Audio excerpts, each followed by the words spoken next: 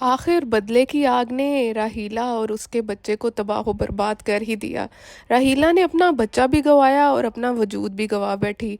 अब हो जाएगी राहीला पागल। हबीब, जिसको एमन सब कुछ बता चुकी होगी कि ये सब कुछ राहीला की खुद अपनी गलती की वजह से हुआ है, वो एनी को जान से मारना चाहती थी, जिसकी वजह से वो खुद अपने ही बुने हुए जाल में फंस गई और कांच के ग्लास के ऊपर गिर गई और अपना बच्चा गवा बैठे। वहाँ हबीब उसे खूब समझाएगा कि ये तुम्हारे बच्चे की आवाज़ नहीं है, तुम इतनी पागल मत बनो, ये एनी की बच्ची रो रही है। लेकिन राहीला किसी भी बात को सुनने और मानने को तैयार नहीं होगी। राहीला के बच्चे ज़ाया होने का वाकया जब पता चलेगा राहीला की बहन आलिया और उसके बहनोई जमशेद को, तो हबीब उनके पास भी जाएगा माफ़ी मांगने के लिए। वहाँ आयशा की माँ हबीब को अच्छी खासी सुनाएगी कि तुमने मेरी बेटी और मेरी नवासियों के साथ इतनी ज्यादती की है, एनी के साथ इतनी ज्यादती करते आए हो, ये उन सब की तुम्हें आह लगी है और आगे भी यूं ही आह लगती रहेगी। बेहतर होगा कि तुम उनसे जाकर माफ़ी मांगो, हमसे नहीं। दूसरी तरफ समीना और फाखिर के कारोबार में आ रही है बहुत ही ज़बरदस्त तब्दीली, क्योंकि जमशेद ने जब से इनका बिजनेस संभाला है और जब से इनके बिजनेस में इनका हाथ बटाना शुरू किया है, बिजनेस को बहुत ज़्यादा प्रॉफिट हो रहा था। और इस बात से समीना बहुत ही ज़्यादा खुश होगी कि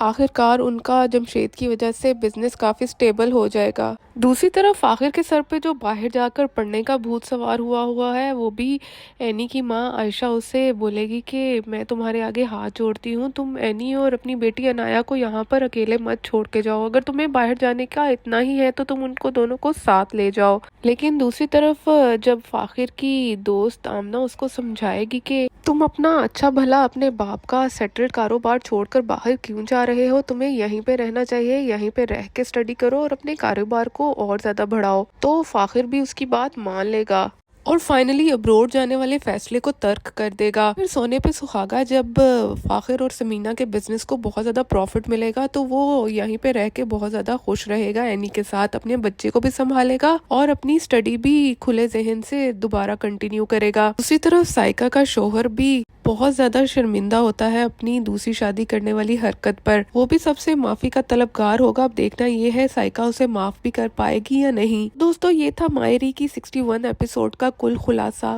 बाकी एपिसोड्स देखने के लिए देखते रहिए क्विक खबर। मेरी वीडियो अच्छी लगी हो तो लाइक और शेयर कीजिए और मेरे क्विक खबर के चैनल को जरूर सब्सक्राइब कीजिए।